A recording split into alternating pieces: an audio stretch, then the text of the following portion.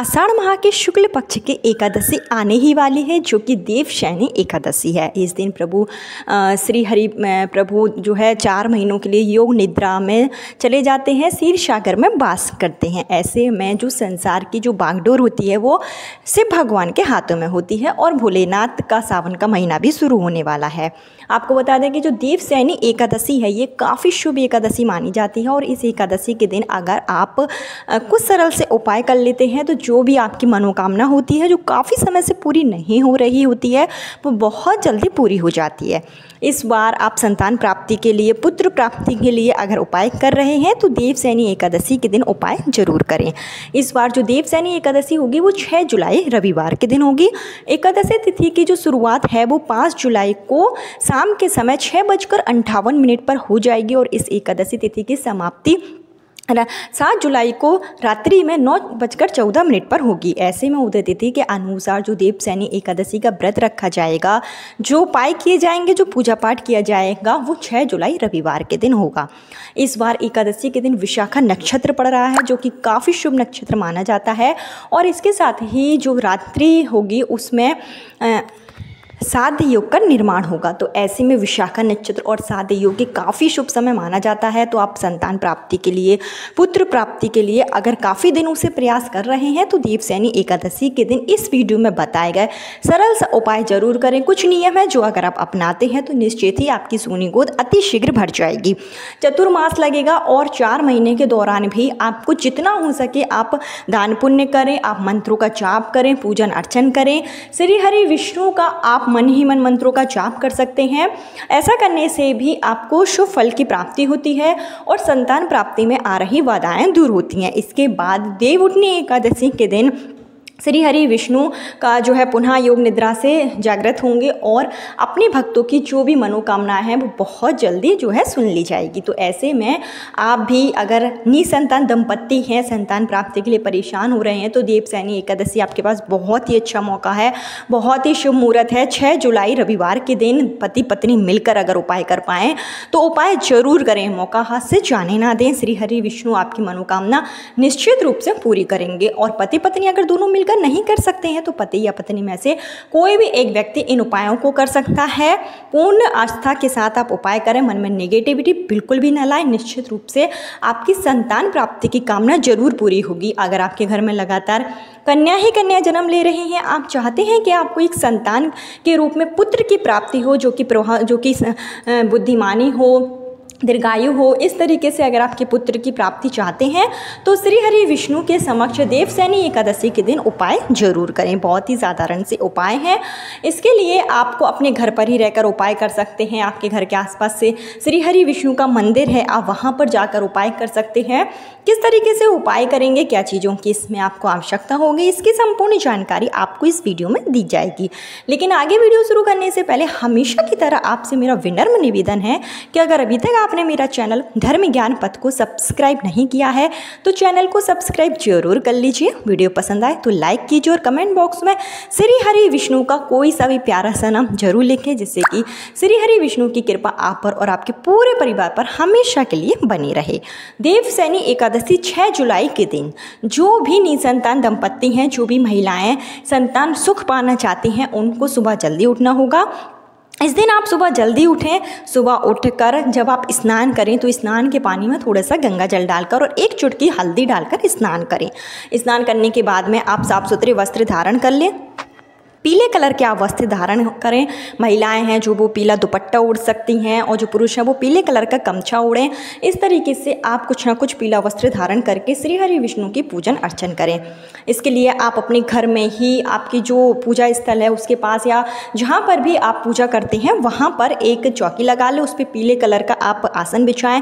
श्री हरि विष्णु की तस्वीर रखें, माँ लक्ष्मी की तस्वीर रखें, लड्डू गोपाल हैं तो उनको आप विराजित करें, शालिग्राम है अगर आपके घर में तो उनको आप रखें और विधि विधान से श्री हरि विष्णु का पूजन करें। एकादशी के दिन श्री हरि विष्णु को तुलसी की माला जरूर अर्पित करें।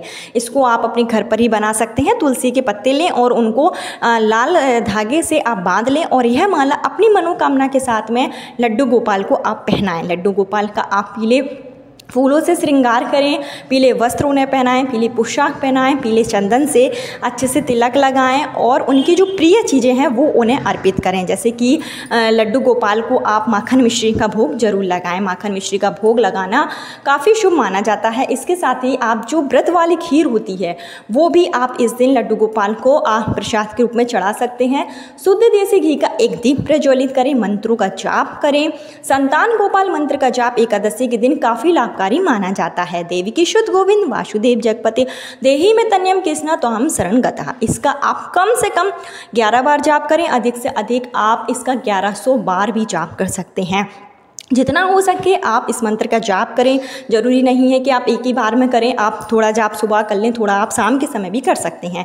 एकादशी के दिन तुलसी माता की पूजा का भी विधान है और इस दिन जो है रविवार पड़ रहा है, तो एक बात का विशेष ध्यान रखें कि तुलसी माता को वैसे भी आपको एकादशी के दिन तोड़ना नहीं है। जो भी आप तुलसी के पत्ते तोड़ेंगे वो एक दिन पहले ही तोड़ कर रख लें, क्योंकि श्रीहरि विष्णु की पूजा में तुलसी पत्ता जरूर शामिल किया जाता है, तो आपको एक दिन पहले ही तोड़ कर रख लेना है। जिस तरीके से आप श्रीहरि विष्णु का पूजन अर्चन करेंगे, माँ लक्ष्मी का भी पूजा करें, उसके साथ ही तुलसी माता के समक्ष भी दीप प्रज्वलित जरूर करें। शुद्ध देसी घी का दीप प्रज्वलित करना है, जो आपको लंबी बाती का ही प्रज्वलित करना है। संतान प्राप्ति, पुत्र प्राप्ति के लिए श्री हरि विष्णु से आपको प्रार्थना करनी है, लड्डू गोपाल से आपको प्रार्थना करनी है। तुलसी माता के समक्ष जब आप दीप प्रज्वलित करेंगे तो ओम नमो भगवते वासुदेवाय नमः मंत्र का जाप करें और तुलसी माता की परिक्रमा करें। इसके साथ ही श्री हरि विष्णु का जब आप पूजन करेंगे तो प्रसाद के रूप में आपको 2 केले जरूर अर्पित करना है। अगर यह केले आपको जुड़वा केले मिल जाता है, अगर आप मार्केट में देखिएगा, अगर आपको जुड़वा केले मिले, चिपके हुए केले अगर आपको मिल जाते हैं तो ये केले आप जरूर लेकर आएँ और इन केलों को आप पूजन के दौरान श्री हरि विष्णु के चरणों में चढ़ा दें। पुत्र प्राप्ति, संतान प्राप्ति की कामना करें। उसके ऊपर एक तुलसी का पत्ता जरूर रखें। और अगर आपको जुड़वा केले नहीं मिलते हैं तो एक ही डंठल से जुड़े हुए 2 केले लेकर आएँ और इसको आप पूजन के दौरान चढ़ा दें।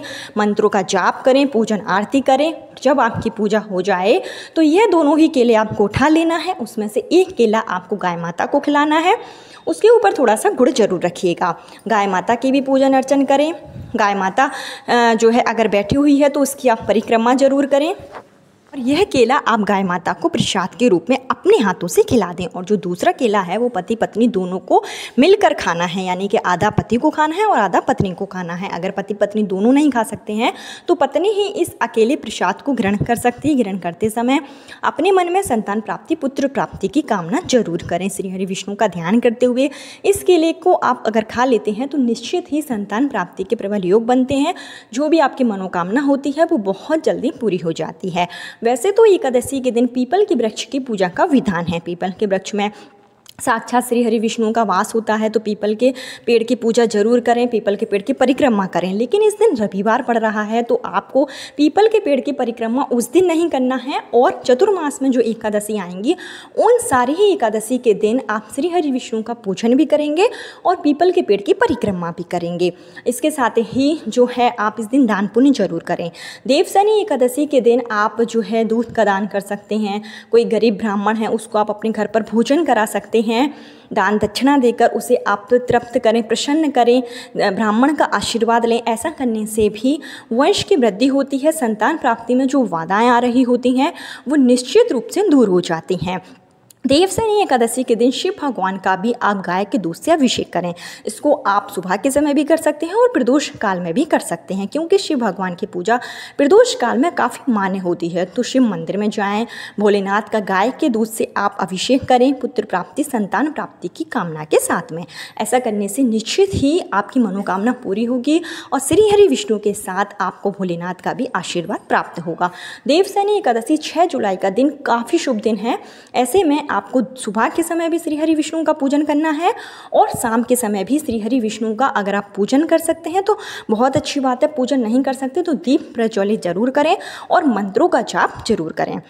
आपके घर के आसपास कहीं पर भी श्री हरि विष्णु का मंदिर है, कृष्ण भगवान का मंदिर है, तो वहाँ पर जाकर आप तांबे की कटोरी ले लें या फिर तांबे का एक दिया लें और उसमें लंबी बाती का दीप प्रज्वलित करें, जिसमें आपको घी का ही प्रयोग करना है।